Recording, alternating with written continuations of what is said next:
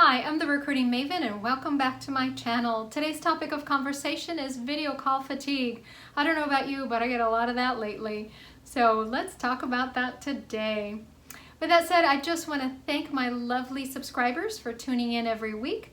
For those of you who are new to my channel, I have an ever-growing playlist with career tips and advice, so make sure you check that out and subscribe and hit that notification bell. I also timestamp my videos, so if you're interested, please make sure you check out the description box. It'll have everything you need to know about the video. With that said, let's dive into today's conversation. I just want to preface this conversation by letting you know that I've been working on and off for the last 6 years at home, so to me it's sort of like, just another day, but I know to a lot of you who are not used to it, I know it can be really challenging. And I've actually done a couple of other videos that I will link up here so that you have some reference if you want to just get some additional thoughts about working from home. So please make sure you check that out. So we're going to talk about 4 items.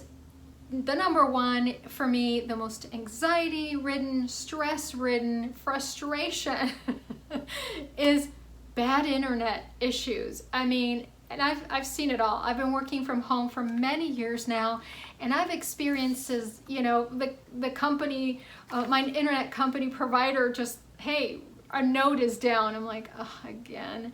It's going to be hours or a day that you're going to be down. So, okay, so what are my solutions? What am I to do? And the other is, I always have their number handy, so I can just like quickly dial them and say, what's going on?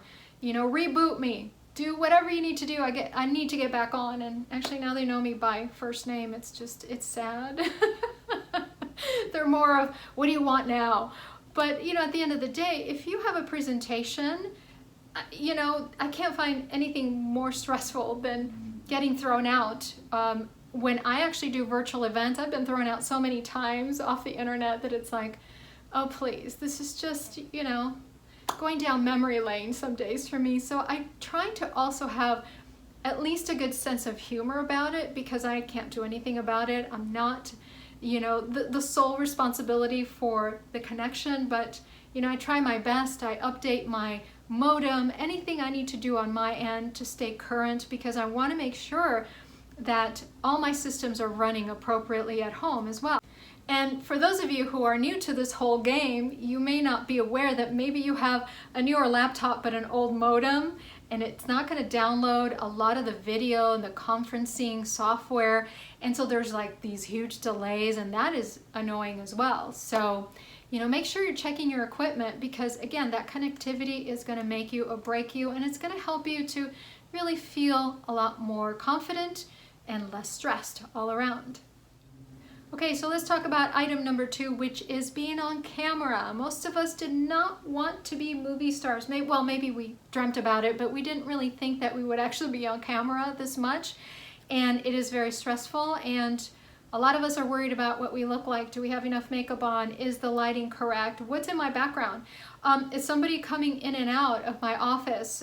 Somebody yelling at me down the hall? And so being on camera has its own stress. A friend of mine who is a public speaker said to me, by the way, I actually got myself a ring light. And I'm like, I gotta get me a ring light. I do YouTube and I don't even have a ring light. I actually have other types of lighting, but not a ring light. So now I have a ring light. And you know what? That actually makes me feel better. That helps me feel more confident, especially when I am actually at conferences for large amounts of time, which I actually do, and I actually do a lot of training online as well. And they're asking to see you, and sometimes we're like, hey, we're going to take a break. We'd love to see what you look like in real life, and let's just kind of connect. And it's always great to be on those conferences or at those conferences and meet people and be real. So just get yourself a ring light. Item number 3 is attention span. It's hard.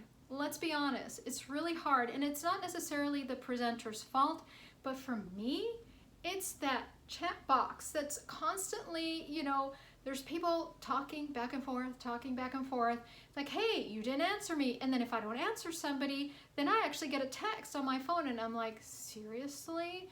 We're in a meeting, and then the funny memes start going because somebody said something funny, and it's like, then my attention gets very divided.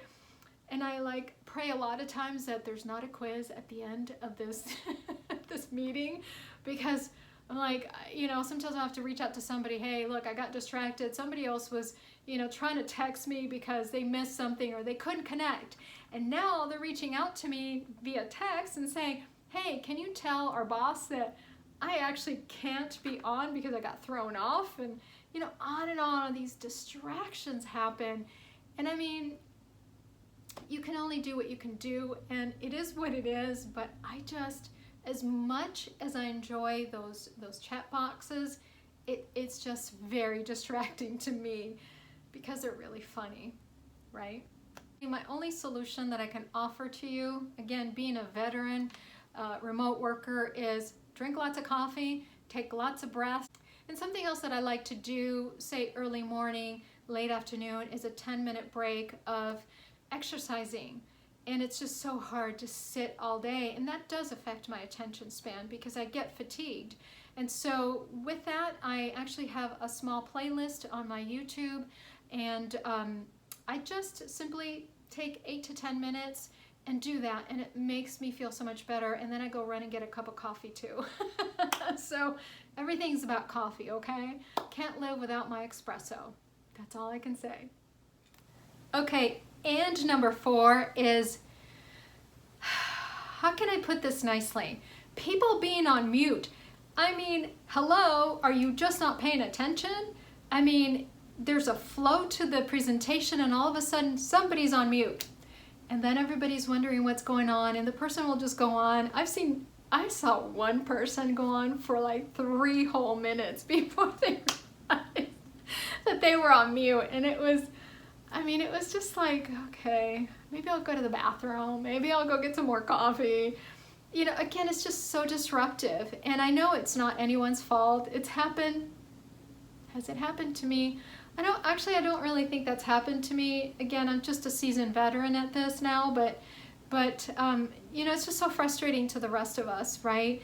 And we just want to get through it. We want to get through it as quickly as possible and make sure we're understanding everything that's being conveyed, whether it's your boss, maybe it's a training session, and it's really difficult. So unmute yourself.